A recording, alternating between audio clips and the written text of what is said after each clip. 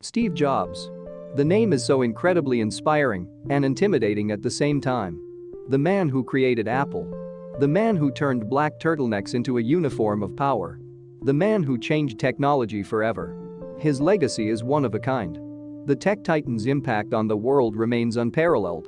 Which is why it comes as no surprise that Jobs was a very unique individual right from the beginning. He wasn't your average kid. He was a born genius. His biological parents, Abdul Fattah Jandali and Joanne Carroll Schiebel, unaware of the wonder they had created, gave him up for adoption almost immediately after he arrived. They were both immigrants, unwed and too young to take responsibility of another human being. Soon, a working-class couple, Paul and Clara Jobs, took in little Steve. From a very young age, Steve Jobs found himself mesmerized by the power and intricacy of computers. He used to work with his mechanic father in the family garage, taking apart cars and putting them back together. This kick-started his love for machines.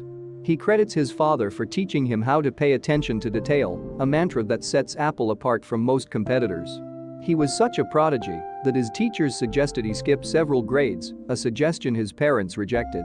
At the age of 12, Jobs called HP founder Bill Hewlett to ask for electronic parts for a school project. This impressed Hewlett so much that he offered Jobs a summer internship. As he grew up, Jobs developed a strong distaste for formal education. He never really enjoyed school. Eventually, he went to college but dropped out after the first semester. But he continued attending the classes that interested him. One of them was calligraphy. He later said of the course, "If I had never dropped in on that single calligraphy course in college, the Mac would have never had multiple typefaces or proportionally spaced fonts." He got a job at a video game manufacturing company, Atari. He saved up and headed to India with a friend for spiritual enlightenment. They stayed for 7 months, traveling around in buses between Delhi, up and Himachal Pradesh. There, Jobs studied Eastern religion and returned home as a Buddhist. He had completely transformed as a person. He shaved his head and wore traditional Indian clothing. But Jobs wasn't done experimenting. He then turned to psychedelic drugs for further exploration of the mind. He described taking LSD as one of the 2 or 3 most important things he had done in his life. Jobs led a very simple life after that. He practiced Zen Buddhism and lived in his parents' backyard. Owing to his diversified experiences, the concept of counterculture became a driving force in his future ideologies. Then began a new phase in the great inventor's life. Steve Jobs commenced a revolutionary collaboration with Steve Wozniak. The namesake duo went on to redefine computers and subsequently, the larger picture of technology. One day, they would be the co-founders of the world's largest company. They started with the Blue Box, a digital device that could be used to make long-distance calls for free. Its success became their motivation to take on big companies with their inventions. This led to the birth of the first ever Apple machine. Jobs and Wozniak paid for the ambitious project by selling off their gadgets. They labored relentlessly in Jobs' garage to finish it.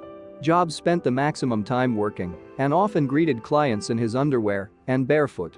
The man was still very much a hippie, just not when it came to business. He chased investors till Intel agreed to fund them. Soon, Apple started making news and Jobs broke into Silicon Valley with a big bang. Jobs was worth $1 million when he was 23, $10 million at 24, and crossed $100 million by the time he was 25.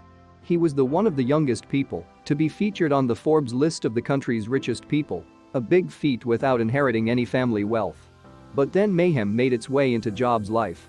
His on and off lover, Chris-Ann Brennan, became pregnant with his child. Jobs shunned responsibility and claimed he was sterile, even though a DNA test proved he was the father. The matter became a legal controversy. A daughter was born and named Lisa.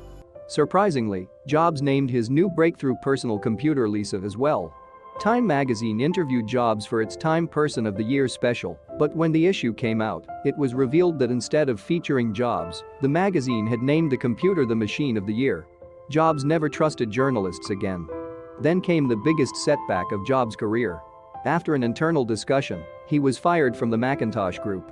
The decision was made after Pepsi executive John Sculley encouraged the board to do so.